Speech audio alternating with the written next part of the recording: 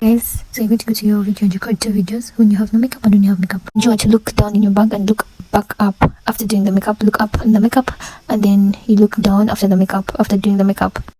You go direct to Google and then download, or you just take a screenshot, crop it. After cropping it, we're going to go to a different website,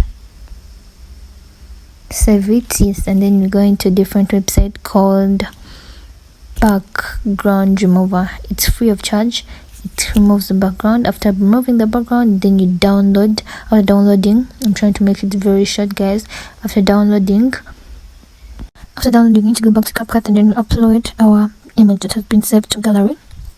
We upload it to our video, we go to overlay and we overlay it where we are looking in the back. At the time when you're looking in the back, that's when we put that image, and then do the same for all the other photos, the makeup photos. Remove the background, then you overlay them as you can. Then you're going to go direct and make the image very tiny, as you can see. Then you put in the dark background where the file where the back is, and then to make it appear like it's coming from the back, then we shall click on our keyframe, and then press the add. So then you move the image, you make it bigger. As you're making it big, go moving it, you make it big. The more you move it up, the more you make it big. So when your eyes are moving is where you're going to place the image. So when, as you can see, my eyes were facing the other side, it was moving the side where that whatever is. So when I was done with the makeup, I made it very small, and then I put it back in the bag.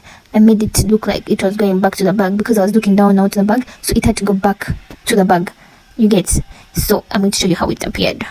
Good, you have to keep applying the keyframes. That when you move, you apply a keyframe. When you move, you apply a keyframe. When you're making it small, you apply the keyframe. Yes, slowly but sure. You do the same for the other images and you are good to go. And that's it. Yeah, thank you for watching. Subscribe, like, share, bye.